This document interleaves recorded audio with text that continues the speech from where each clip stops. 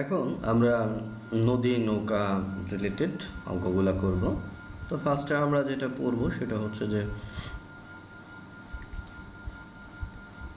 আমরা ফার্স্ট পড়ব ভেক্টর যোজন আর বিভাজন জিনিসটা কি সেটা আগে বুঝবো।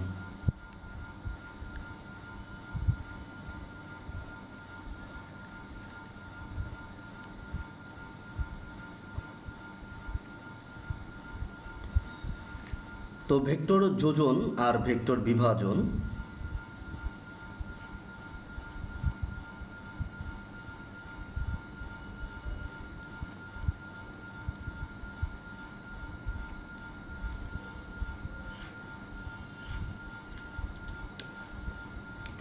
ভেক্টর যোজন হচ্ছে আমরা জানি যে লব্ধি বের করা, লব্ধির মান বের করাই হচ্ছে ভেক্টর যোজন। অর্থাৎ আমরা যে সকল অঙ্কের ভিতরে এই সূত্রটা কাজে লাগে P square Q square 2pq cos alpha, অর্থাৎ আমরা এটা বলতে পারি বা আমরা বলি যে R vector equal to P vector আর কিউ ভেক্টর যোগফল, সেই সকলগুলা হচ্ছে ভেক্টর যোজন। তাহলে মনে রাখবা ভেক্টর যোজন হচ্ছে দুই বা ততোধিক ভেক্টরের যোগ থেকে আমরা যে লব্ধির মান বের করি সেটা হচ্ছে ভেক্টর যোজন। নদী নৌকার ক্ষেত্রে আমরা নৌকার লব্ধি বের করার জন্য লব্ধি বেগ বের করার জন্য আমরা যে সূত্র লিখি u square V square 2uv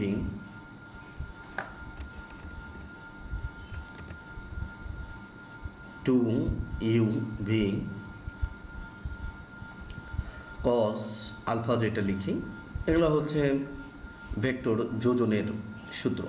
তাহলে যে সকল ক্ষেত্রে এই সূত্রগুলো ব্যবহার হবে সেগুলো হচ্ছে ভেক্টর যোজন।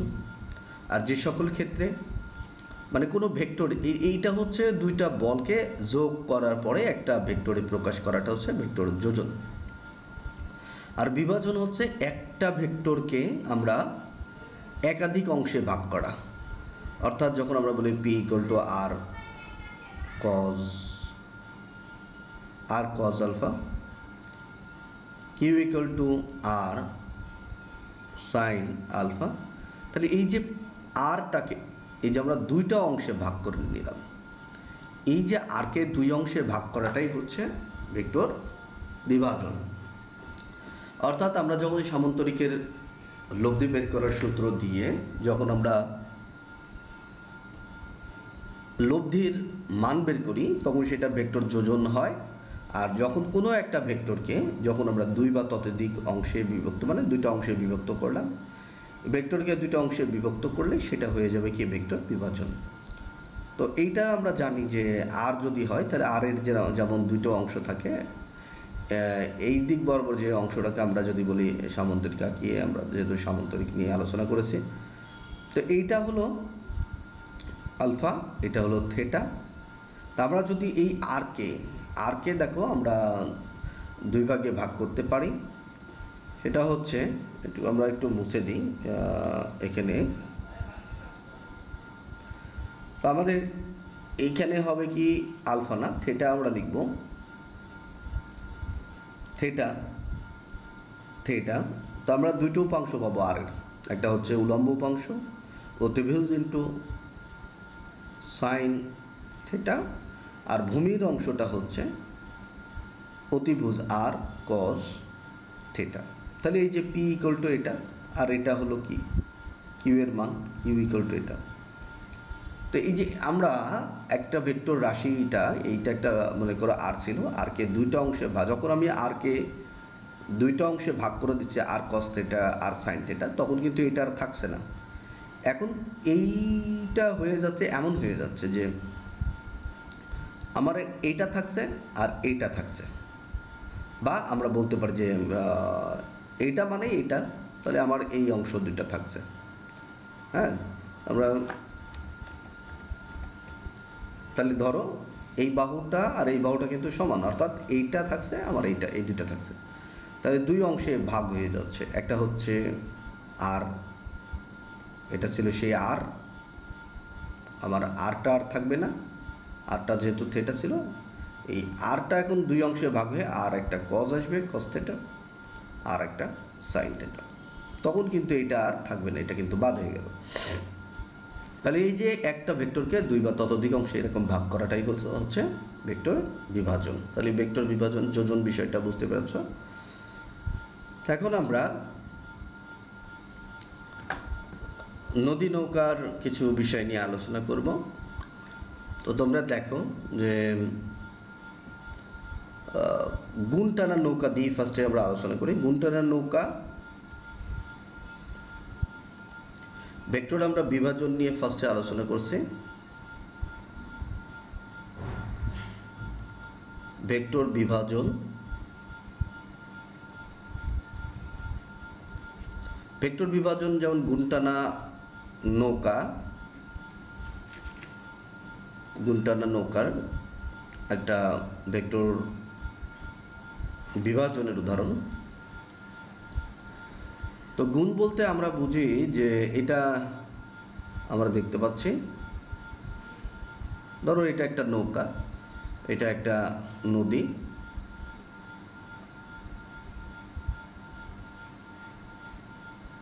এই হচ্ছে একটা ধরো নৌকা। নৌকার এখানে একটা দড়ি বাঁধা থাকে এবং এই দড়িটাকে বলা হচ্ছে গুণ। আর এখানে একজন মাঝি হাল ধরে দাঁড়িয়ে থাকে। তো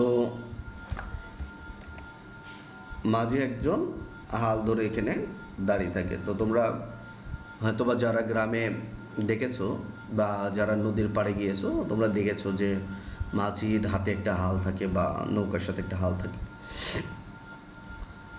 তো এটা হচ্ছে গুণ টানা নৌকার, এটা হলো গুণ দড়ি যেটা দিয়ে নৌকা বেঁধে টানতে থাকে, আর এক মাঝি এখানে হাল ধরে থাকে, এদিকে এক মাঝি টানতে থাকে। বিশেষ করে গ্রাম্য যে নদীগুলো আছে, যে নদীতে মাছ টাছ ধরে সেই নদীতে গুণ টানা এই নৌকাগুলো বেশি ব্যবহার হয়। তো এখান থেকে গুণ টানা নৌকায় এখান থেকে যেই বলে এই দড়ি বা গুণ ধরে এই মাঝি এখানে টানছে, সেই টান বলটা হচ্ছে এফ, এবং অনুভূমিক আমরা একটা অনুভূমিক নিই এবং এই অনুভূমিকের একটা অংশ আমরা লিখছি যেটাকে আমরা বলি এফের দুইটা অংশ হয়ে যাবে, একটা উলম্ব উপাংশ। আমরা যেহেতু কিছুক্ষণ আগেই দেখেছি যে গুণ টানা এই ভেক্টর বিভাজন মানে লব্ধি বল, যে এটাই এখন এফটা লব্ধি বল, এই এফ দুইটা অংশে ভাগ হবে। এখানে অ্যাঙ্গেলটা যদি থেটা হয় তাহলে হবে এফ কজ থেটা, এবং উপরের যে অংশ আছে সেটা হয়ে যাবে এফ সাইন থেটা। তো এই বাহুটাও যায়, এই বাহুটা এটা, তো এই বাহু বরাবর যে মানটা ছিল সেটাকে আমরা এখানে নিয়ে আসছি। তো এখন এফ সাইন থেটা, যে এফ সাইন থেটা হচ্ছে এটা কি করে, এটা হচ্ছে উলম্ব উপাংশ যেটা নৌকাকে পাড়ের দিকে নিতে চাই।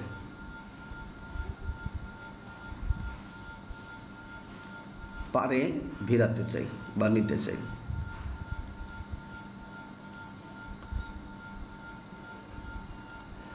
আর F cos theta, F cos theta যেটা নৌকাকে সামনে নিতে চাই, নৌকাকে সামনে নিতে চাই। তো এখন দেখো যে এফ সাইন থেটা এটা হচ্ছে যেহেতু পাড়ের দিকে ভিড়াতে চায় বা নিতে চায়, কিন্তু মাঝি পেছনে একটা মাঝি সে হাল ধরে এখানে বসে বা দাঁড়িয়ে থাকে, যেই হালটার দ্বারা উপরের যেই এফ সাইন থেটা এটা নাকচ হয়ে যায়। তাহলে হালের উপরে একটা বল প্রয়োগ করে মাঝে যেই বলটা দ্বারা এফ সাইন থেটা নাকচ হয়ে যায়, তাহলে এফ সাইন থেটা বৈঠা বা আমরা যেই মাঝে যে হাল বা বৈঠা ধরে আছে এটা দ্বারা এই অংশটাকে বাদ দিয়ে দিলে আমাদের যেই বলটা থাকছে এক্স অক্ষ বল মানে অনুভূমিক বলটাকে আমরা এফ এক্স দ্বারা প্রকাশ করতে পারি। এফ এক্স হচ্ছে এফ কস থেটা, এই বলটাই এই বলটাই এই নৌকাটাকে সামনের দিকে এগিয়ে নিতে সাহায্য করে। এটাই হচ্ছে গুণ টানা নৌকার ক্ষেত্রে সামনের দিকে এগিয়ে নিতে যেই বলটা ক্রিয়া করে, যেই বলটা ক্রিয়াশীল থাকে, সেটাই হচ্ছে এফ কস থিটা। তো এখানে ছোট এই সূত্রের ম্যাথ কিন্তু বোর্ড পরীক্ষায় ভালোই আসে, ভেক্টর বিভাজনের এই উদাহরণটা দিয়ে। এখানে আরও একটা বিষয় তোমাদের বোঝাবো, সেটা হলো যে আমাদের এই গুণটা যদি বড় হয় তাহলে কি হবে সেটা একটু দেখাই।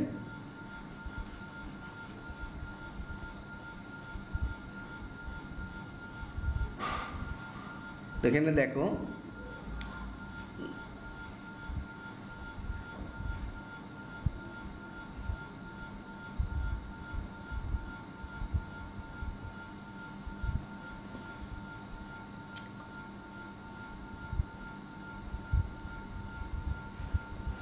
এখান থেকে আমাদের অ্যাঙ্গেলটা হচ্ছে আগে ছিল থিটা, পরে হয়ে গেল হচ্ছে,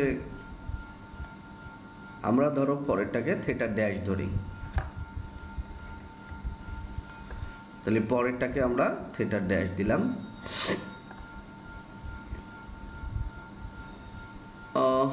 ওকে, তাহলে এই বরাবর অংশটা হচ্ছে উলম্ব উপাংশ, এটা হলো আমার আগেকর বল, সেটা হচ্ছে এফ বল, এটাকে আমরা যেটা বলছি এফ ড্যাশ বল।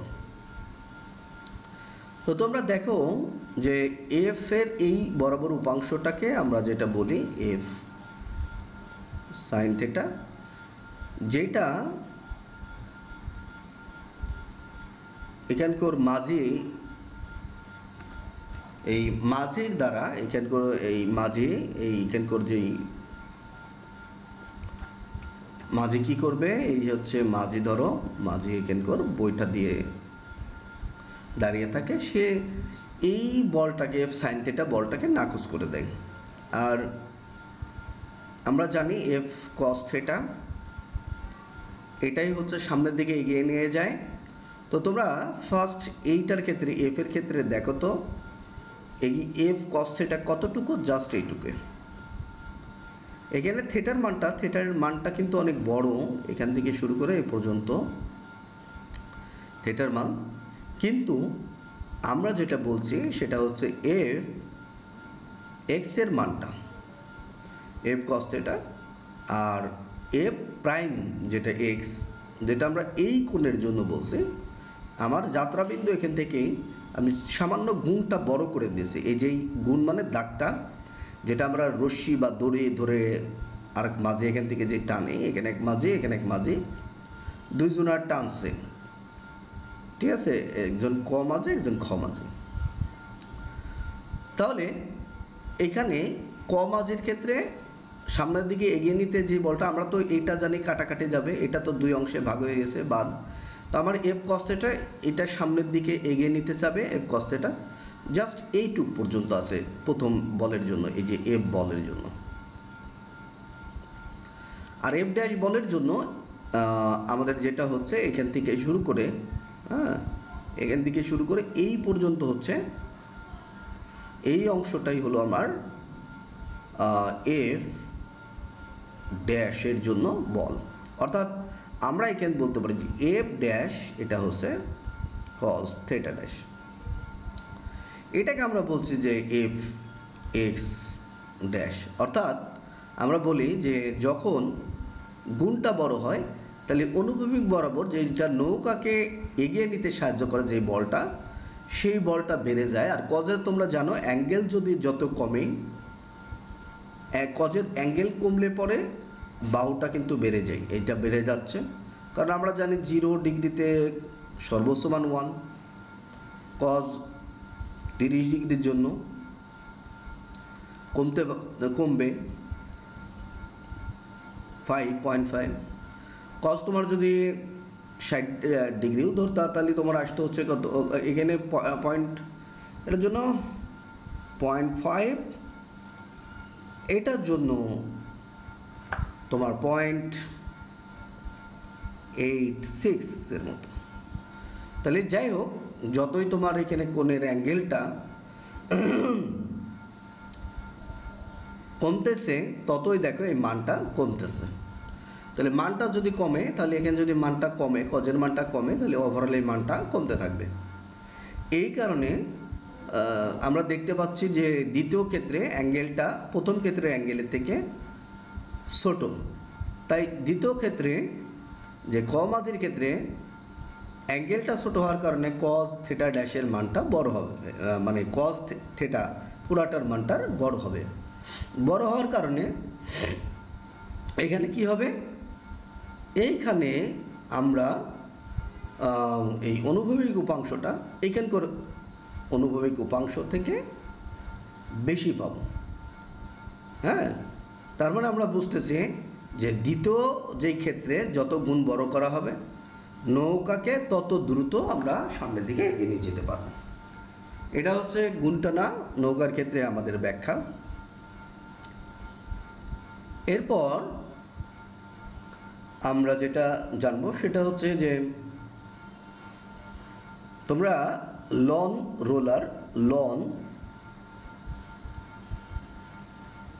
রোলার দেখেছো, বা অনেকে বিভিন্ন যে শপিং মলে যখন তোমরা শপ করতে গিয়েছো, তখন দেখছো যে ট্রলি ব্যাগে করে মালগুলা কি অনেকে বাজার থেকে নিয়ে মাল নিয়ে আসে। তো সেটাও কিন্তু এই নল রোলারের মতোই এই কাজগুলো হবে। তো নল রোলার হচ্ছে তোমরা খেলার ক্ষেত্রে, ক্রিকেট খেলার তোমার মাঠে দেখবা যে পিচ ঠিক করার জন্য এক ধরনের তোমার ছোট্ট গাড়ির মতো মনে হয় রোলার, যেটা দিয়ে ঠেলতে ঠেলতে নিয়ে যায়, টানতে টানতে নিয়ে যায়। তো এই যে এইগুলো নল রোলার, এমনি তো তোমরা সাধারণত রোলার দেখেছো। রোলার মানে সেটা কি হয়, রোল করবে, রোল করতে করতে যাবে। তো এইগুলো তোমরা অহরহই দেখে থাকবে নল রোলার। তো নল রোলারের ক্ষেত্রে আরেকটা বলা যায় রাস্তা মাঠের পিচ ঠিকঠাক করার জন্য এই নল রোলারগুলো ইউজ করা হয়। এই নল রোলারগুলার টানা অপেক্ষায় ঠেলা কঠিন, বা টানাটা সহজ, এ নিয়ে আমরা আজকে আলোচনা করব। তো ফার্স্ট আমরা আলোচনা করছি টানার ক্ষেত্রে। যদি আমরা দেখি নল রোলার, এখানে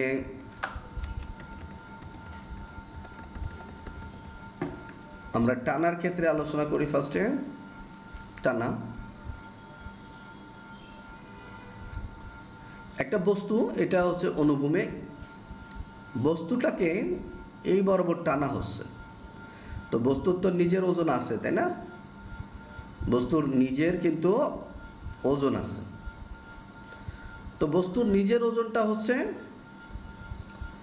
ডাব্লু, আমরা ধরে নিলাম। তো ডাব্লু মানে তো জানোই যে এটা হচ্ছে mg, বস্তুর ভর যদি জানা থাকে। তাহলে যেই বলে টানা হচ্ছে, এটাকে আমরা এফ দ্বারা প্রকাশ করতে পারি। এফের দুইটা অংশ থাকবে, একটা হচ্ছে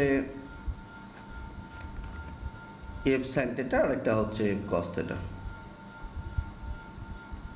এই বড় বড় অংশটা এখানে যদি থিটা ধরা হয়, তাহলে আমরা বলবো এটা হচ্ছে এফ কস থিটা, এই বড় বড় অংশটা হচ্ছে এফ সাইন থিটা, মানে এই বাহুটা এফ সাইন থিটা, তাই আমরা তার বিপরীত বাহু সমান ধরেছি, সমান্তরিক যদি আমরা বিবেচনা করি। তাহলে এখানে খেয়াল করো, নল রোলারের ক্ষেত্রে কি হচ্ছে, এই বল আর এই বল পরস্পর বিপরীতমুখী হয়। বল দুটার যে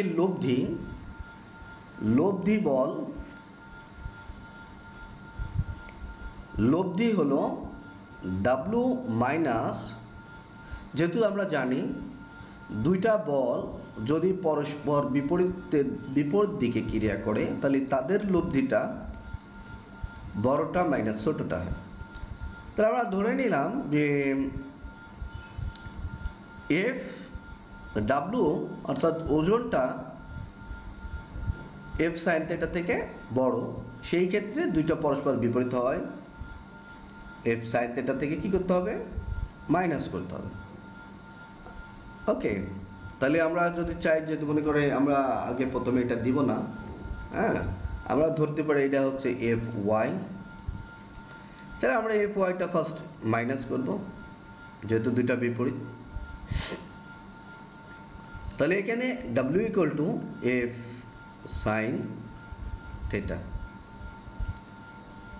তাহলে এই যে এফ বলের এই অংশটা ডাব্লিউ থেকে বিয়োগ হয়ে যাচ্ছে, অর্থাৎ এই বলটা বিয়োগ হয়ে যাওয়া মানে কিছু পরিমাণ বল ওজন থেকে কমে যাচ্ছে, আর ওজন থেকে কমে গেলে সেটার একটু ওজন কম থাকবে, রোলারের ওজন কম থাকা মানে সেটাকে টানলে পরে দ্রুত রোলার এগিয়ে যাবে।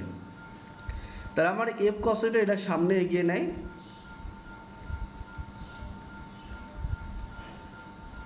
সামনে আগায় এটা, বা সামনে নেয়, যেটা আমরা বলি সামনে নেয়ও বলতে পারি। আর এটা হচ্ছে আমরা যেটা বলি ঘর্ষণ, চাকার যে ঘর্ষণ হতো টানার ক্ষেত্রে সেই ঘর্ষণটা কমে যায়, তো ঘর্ষণ বলটা কিছু কমার কারণে এখানে টানাটা সহজ হয়। ঠেলার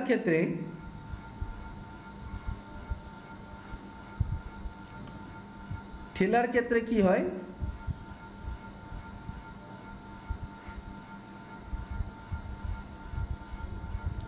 দেখি আমরা ঠেলার ক্ষেত্রে কি হয় দেখি। এখান থেকে আমরা বস্তুর ওপর বল প্রয়োগ করছি, ঠেলতেছি, ঠেলা মানে বল প্রয়োগ করছি। এই বলটা মাটির ভেতরে তো অবশ্যই ক্রিয়াশীল হবে, এ বল, এইটা দুইটা অংশ থাকবে, যদি এখানে থিটা হয় তাহলে এফ কস থিটা, আর এটা হচ্ছে এফ সাইন থিটা। তো এখানে দেখো এফ কস থিটাটা সামনের দিকে এগিয়ে নিয়ে যাচ্ছে, এইটা এফ সাইন থিটা মানে কি বুঝছো, বস্তুর ওজনটা হচ্ছে ডাব্লু, যেটাকে আমরা বলতে পারি এমজি, আর এই বাহুটা এফ সাইন থিটা মানে পাশেরটাও এফ সাইন থিটা, এই বাহুটা।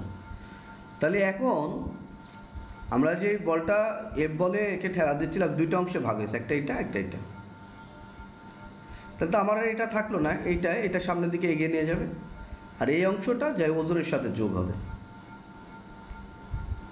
তাহলে এখানে লব্ধি ওজন, এটা আমরা লব্ধি, কিন্তু এটা কি ওজন, এখানেও লব্ধি ওজন,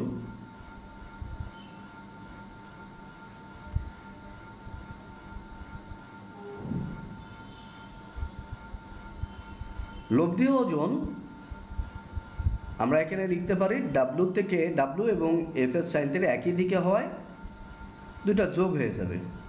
আমরা জানি যে দুইটা ভেক্টর যদি একই দিকে পি এবং কিউ ক্রিয়া করে তাহলে তাদের লব্ধি হয় পি প্লাস কিউ। তো এটাই এখানে হচ্ছে, তার মানে এখানে কিন্তু আরও ঘর্ষণটা যোগ হচ্ছে, এটা যেহেতু আমরা বলছি ঘর্ষণ বল, এটা ঘর্ষণ, ওজনের সাথে আরও এত বল যোগ হওয়ার কারণে ওজন আরও বেড়ে যাবে, ফলে ঠেলার ক্ষেত্রে ওজন বাড়ায়, ঠেলা কঠিন হয়। তাহলে ঠেলার ক্ষেত্রে ওজন বাড়ায়, ঠেলা কঠিন, টানার ক্ষেত্রে ওজন কমে,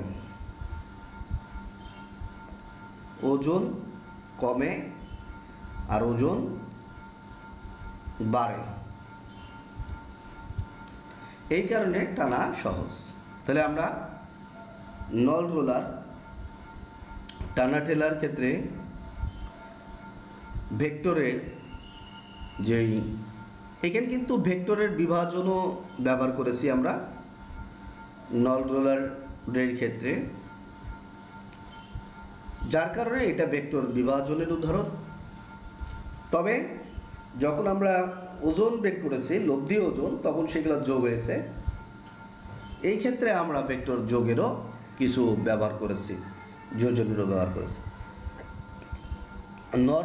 রোলার এই টানাটা এই ক্ষেত্রে আমরা বলতে পারি সাধারণত ভেক্টর যোজনের উদাহরণ, ভেক্টর বিভাজনের উদাহরণ। তো এখানে আমরা ভেক্টর যোজনও কিছু ব্যবহার হয়েছে, যার কারণে ভেক্টর যোজনের উদাহরণও বলা যেতে পারে। তবে এটা ভেক্টর বিভাজন টিকাইতে হবে যদি আসে। ওকে, এখন আমরা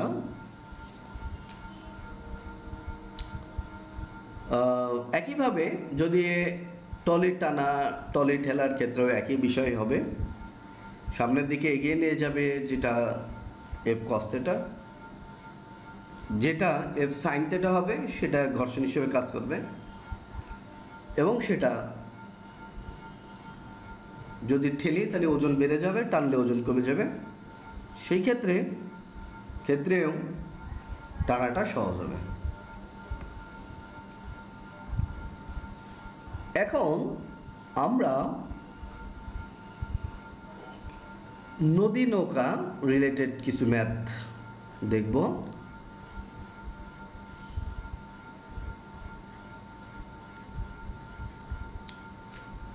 নদী নৌকা, আমরা গুণটানা নৌকা যেটা শিখলাম সেটা হচ্ছে ভেক্টর বিভাজনের উদাহরণ। এখন আমরা যেটা করছি ভেক্টর যোজনের উদাহরণ। দেখো, আমরা যেটা শিখব ফার্স্টে, নদী পারাপারে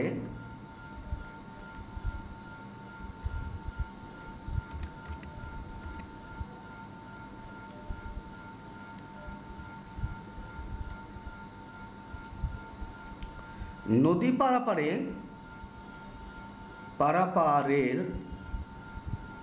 সময়। তাহলে নদী পারাপারের সময় কিভাবে নির্ণয় করব?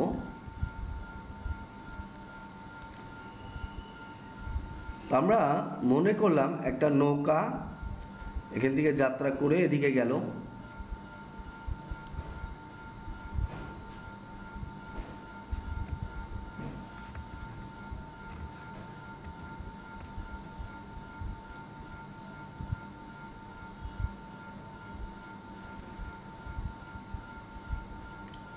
এটা দুইটা অংশ থাকবে, একটা ভি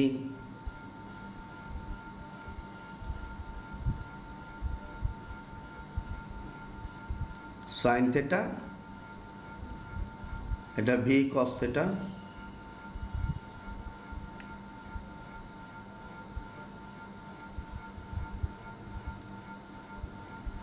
তো এটাও ভি সাইন থিটা।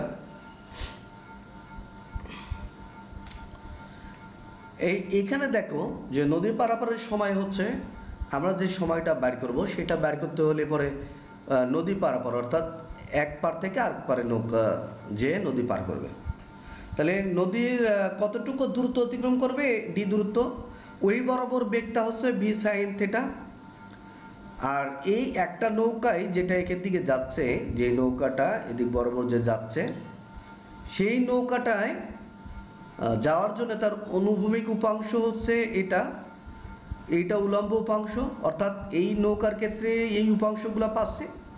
যার কারণে নদী পারাপারের সময় এখান থেকে এইটুকু যেতেও উলম্বের বেগের জন্য যে সময়, অনুভূমিক বেগের জন্য যে সময়, এবং এখানে আমাদের লব্ধি বেগের জন্য একই সময়। তো এখানে আগে থেকেই কিন্তু স্রোতের বেগ একটা ইউ ছিল, ঠিক আছে? তাহলে এই জায়গায় থেকে আমরা যদিও এটাকে আমরা ভেক্টর বিভাজন থেকে নদী পারাপারের সময় নির্ণয় করতেছি, কিন্তু আসলে এটা ভেক্টর যোজনেরই একটা উদাহরণ। আমরা একটু পরেই দেখব। তো যাই হোক, নদী পারাপারের সময়ের ক্ষেত্রে আমরা ডি অর্থাৎ এস ইকুয়াল টু আমরা জানি ভিটি তো ডি এখানে ইকুয়াল টু আমরা কি লিখব, যে এই বরাবর অর্থাৎ উলম্ব বরাবর সময়, উলম্ব বরাবর বেগ, তাহলে বি সাইন সাইন এখানে কি লিখতে হবে, আলফা লিখতে হবে। হ্যাঁ, এখানে আমরা আলফা যে থেটা লিখেছি না, এই থেটাটা আমার আলফা হবে। অর্থাৎ আমরা একটু মুছে দিয়ে ইউ এবং ভি এর মধ্যবর্তী কোণ অলওয়েজ আলফা, তোমরা ইউ ভি এর মধ্যবর্তী কোণ অলওয়েজ আলফা নিবা। তাহলে এখান থেকে আমাদের এই অংশটা মুছে দিতে হবে। এবার তাহলে আমরা এখানে আলফা বসাই দিলাম।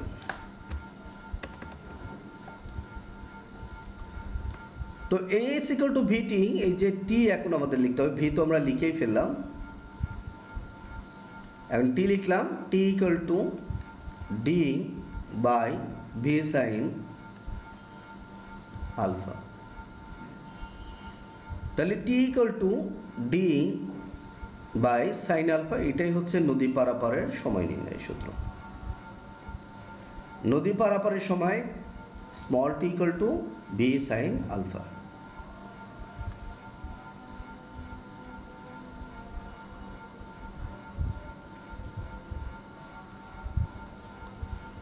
তো এখন আমরা এখানে তো নদীর প্রস্থ ফিক্স থাকবে, বেগ একটা নির্দিষ্ট বেগে যাবে সেটাও ফিক্স থাকবে, কিন্তু অ্যাঙ্গেলটা ভিন্ন হতে পারে, সে ভিন্ন অ্যাঙ্গেলে যেতে পারে, যার কারণে এই আলফার উপরে টাইমটা ডিপেন্ড করবে। তাহলে এই টাইমটা আলফার উপরে ডিপেন্ড করবে, ঠিক আছে। আলফা এর মান যখন সর্বোচ্চ, মানে আলফার সাইন আলফার মান যখন সর্বোচ্চ হবে তখন টির মান সর্বনিম্ন হবে, এবং সাইন আলফার যখন মান সর্বনিম্ন হবে টির মান তখন সর্বোচ্চ হবে। তাহলে আমরা যদি আলফার মান, অর্থাৎ এখানে যদি আমি বলি যে সাইন থেটা এটার মান 1 সর্বোচ্চ মান, কখন হয়, যখন সাইন ইনভার্স 1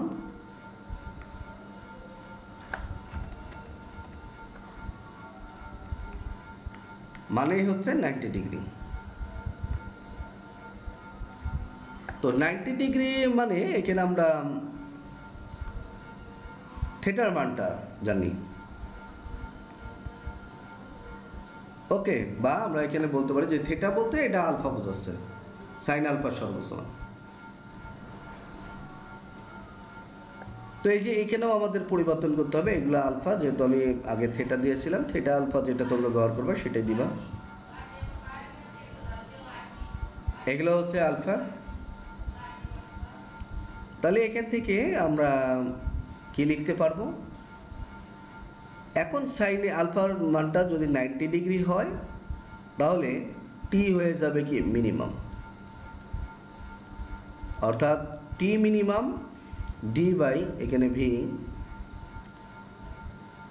সাইন 90, সাইন 90-র মান আমরা জানি 1, তাহলে ডি বাই ভি হবে। এটাই হচ্ছে সর্বনিম্ন সময়, নদী পারাপারের সর্বনিম্ন সময়।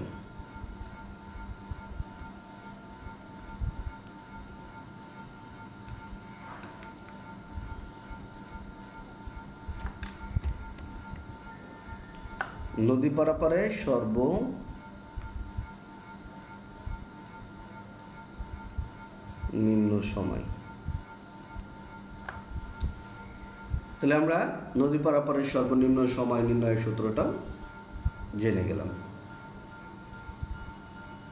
ওকে। এখন আমরা যে কোনো অ্যাঙ্গেলের জন্য এই নদী পারাপারের সময়টা নির্ণয় করতে হলে এই সূত্রটা ইউজ করতে পারবো। অর্থাৎ যদি এমন হয়, আরেকটা বিষয় বলি, যদি এমন হয়, ধরো, আচ্ছা এটা লিখে নিই, ধরো এই নৌকা যদি এই দিক বরাবর যায়, সে তো ইউ এর সাথে একটা অ্যাঙ্গেল করবেই আলফা, তো এই আলফার মান যত সেটাই এখানে বসা দিলে ডির মান বসা দিলে কিন্তু এখানে ভি বলতে যেই বেগে নৌকা যায় সেটা বসা দিলেই কিন্তু নদী পারাপারের সময় তুমি নির্ণয় করতে পারবা, যে নৌকা এদিকে যায় নৌকা এইদিকে যাক, যেই দিকেই যাক না কেন তার জন্য সূত্র এইদিকে একই। যদি নৌকা ঠিক আছে সোজা বরাবর যদি পৌঁছাতে পারে, যাই পৌঁছালো, তাহলে তখন আলফার মান 90 ডিগ্রি। তো আলফার মান 90 ডিগ্রি হলে নদী পার করার সময় লাগবে কম। পানির স্রোত না থাকলে হয়তো বা সেটা হতে পারে, কিন্তু স্রোতযুক্ত পানিতে এমন সোজাসুজি 90 ডিগ্রিতে যাওয়া, সোজাসুজি গেলে 90 ডিগ্রিতে যেতে পারে না, যার কারণে একটা অ্যাঙ্গেল আলফা অ্যাঙ্গেল করে 90 ডিগ্রি থেকে বেশি কোণে যায়, ফলে 90 ডিগ্রিতে যেয়ে পৌঁছাতে পারে। তো এখন আমরা একটুকু মুছে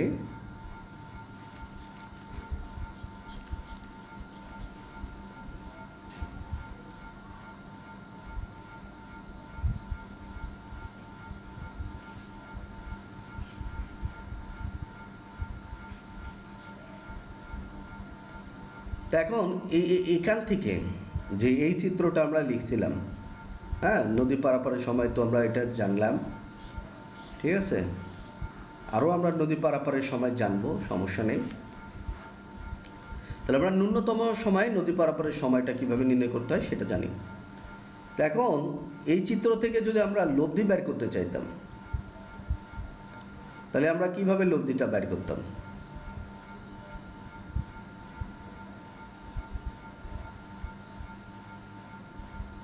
লব্ধি মানে এখান করে আমরা এদিক বরাবর নিতাম,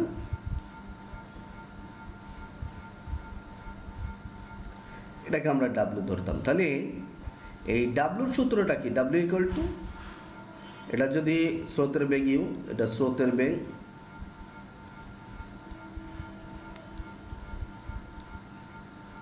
ভি হচ্ছে নৌকার বেগ,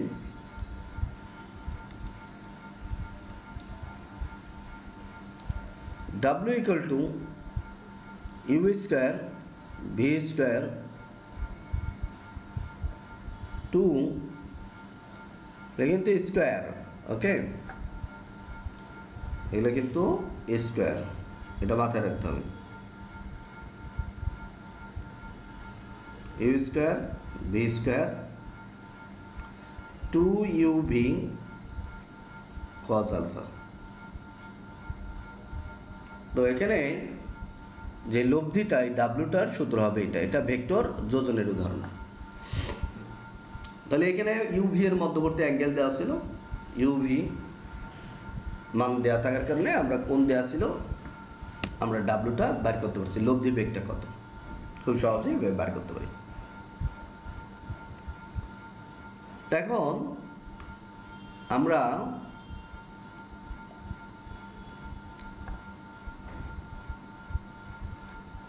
এখন আমরা যে জিনিসটা জানবো, ন্যূনতম দূরত্বে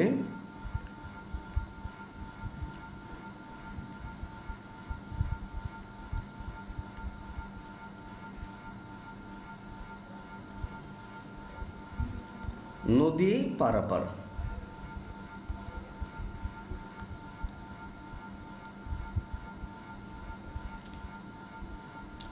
ন্যূনতম দূরত্ব বলতে কি বোঝায়?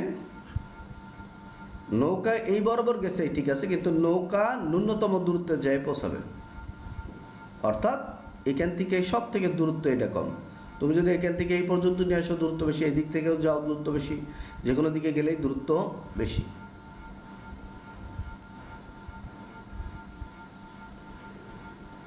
এখানে ন্যূনতম দূরত্বের নদী পারাপারের জন্য তোমার বিষয়টা মনে রাখতে হবে, ডাব্লুটা অবশ্যই 90 ডিগ্রি কোণে থাকবে, অর্থাৎ থিটার মানটা 90 ডিগ্রি হবে। ন্যূনতম দূরত্বের নদী পারার ক্ষেত্রে থিটার মানটা হবে 90 ডিগ্রি, আর আলফা তো আছে। তাহলে সেই ক্ষেত্রে আমরা লিখতে পারি, এটা তো ইউ ছিল, ভি ছিল, তাহলে v square equal to you square,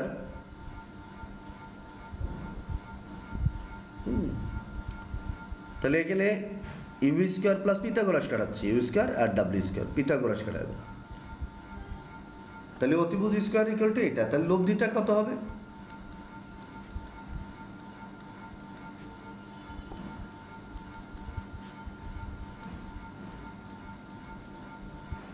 তাহলে এটা হচ্ছে ন্যূনতম সময়ে কত বেগে নদী পার হতে হবে সেটা সূত্র। ন্যূনতম দূরত্ব মানে 90 ডিগ্রি, থিটার মান 90, অর্থাৎ লব্ধির দিকটা 90 ডিগ্রি হবে, লব্ধিটা অনুভবেগের সাথে 90 ডিগ্রি কোণ উৎপন্ন করবে। তাহলে ন্যূনতম দূরত্ব নির্ণয়ে নদী পারাপারের সময়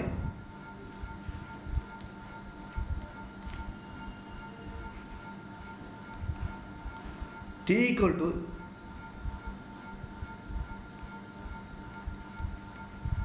ইকুয়াল টু এস, মানে এখানে আমরা বলবো নদীর প্রস্থ, আর বেগটা কত ছিল? ডি ইকুয়াল টু বেগ মানে এখন এটা ডাব্লিউ টি। তো ডাব্লিউ মানেই হচ্ছে আমরা জানি d by root over v minus you square. এটা হচ্ছে ন্যূনতম দূরত্ব অতিক্রম করার সময়টা হচ্ছে এই টিটা, D by V square minus you square. আর সবসময় যে এই সূত্রই খাটবে এমন না, আমরা নদী পারাপারের জন্য এই সূত্র না দিয়ে আমরা আগের সূত্রটা T equal to D by V sine alpha এইটা দিয়ে করার চেষ্টা করব। তো এগুলো হচ্ছে নদী নৌকা রিলেটেড যত ম্যাথগুলো এগুলো আসে, এই সূত্র রিলেটেড ম্যাথ তোমরা পড়বা। লব্ধি সূত্রগুলা আমি তো লব্ধি সূত্র তো লিখেই দিলাম। এটা হচ্ছে লব্ধি বেগ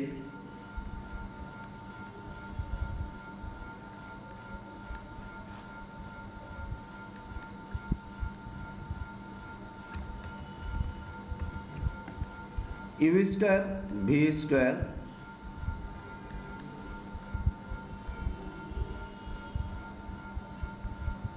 cos alpha.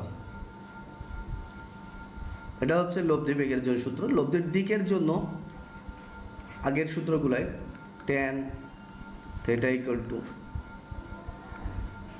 You plus v cos alpha v sine alpha. আমরা লব্ধির দিক নির্ণয়ের জন্য এই সূত্রগুলো ইউজ করব, এবং নদী পারাপারের জন্য যে সময় নির্ণয় করতে বলবে আগের সূত্রগুলো ব্যবহার করব। আমরা এই সূত্রগুলো ব্যবহার করে নদী পারাপারের অঙ্কগুলো করতে পারবো। আমরা যখন প্রবলেম সলভের ক্লাস এসব সূত্র ব্যবহার করে অঙ্ক করতে হবে। নদী পারাপারের সময় তোমাদের আরও একটা আইটেমের অঙ্ক আসে যেখানে এই দুইটা সূত্র ইউজ করতে হয়। যদি তোমাকে বলে যে সোজা অপর পারে,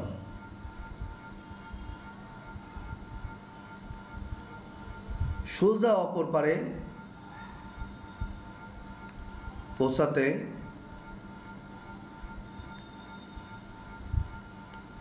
কি ব্যবস্থা গ্রহণ করতে হবে,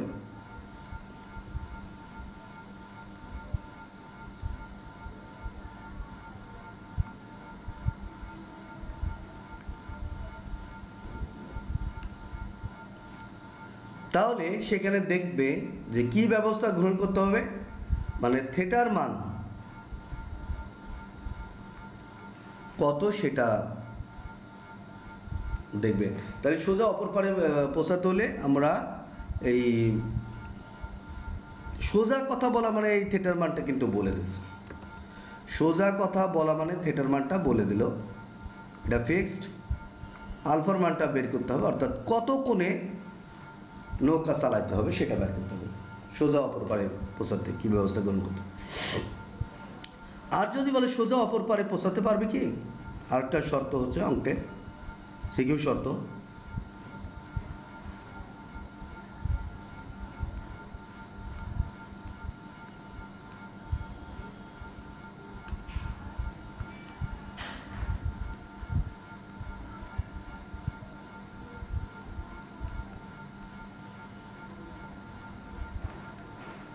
সোজা অপর পারে পৌঁছাতে পারবে কি, অর্থাৎ দেখতে হবে যে থিটার মান 90 ডিগ্রি কি, ওটার কোশ্চেন হচ্ছে থিটার মান 90 ডিগ্রি কি, এটা বোঝাচ্ছে, ঠিক আছে। অর্থাৎ থিটার মান যদি 90 ডিগ্রি হয় তাহলে সোজা অপর পারে পৌঁছাতে পারবে, আর যদি 90 ডিগ্রি না হয় তাহলে অপর পারে পৌঁছাতে পারবে না। এই বিষয়গুলো আমাদের খেয়াল রাখতে হবে। আরেকটা বিষয় হচ্ছে, আমি এটা ভুলে গেছিলাম, সেটা অনুভূমিক দূরত্ব নির্ণয়ের জন্য।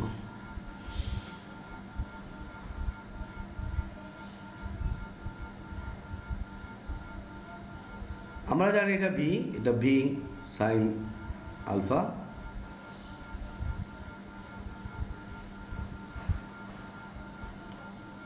V sine alpha, v cos alpha, এই দুটো অংশে আমরা ভাগ করেছি, ঠিক আছে। তাহলে আমাদের যদি এমন কোশ্চেন হয় যে এইখান থেকে ধরো অনুভূমিক দূরত্ব, যে এইটা বের করতে বললো, এদিক বরাবর আগে থেকে একটা বেগ আছে স্রোতের বেগেও, এইটার এই বরাবর উপাংশ হচ্ছে ভি কজ আলফা, তাহলে এদিকে ইউ আছে ভি, তাহলে লব্ধি বেগটা কত হবে,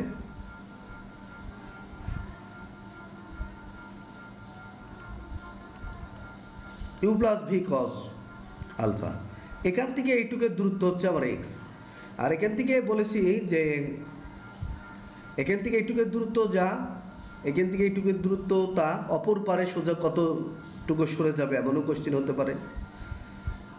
তো এটা তো বেগ, তাহলে এক্স ইকুয়াল টু অতিক্রান্ত দূরত্ব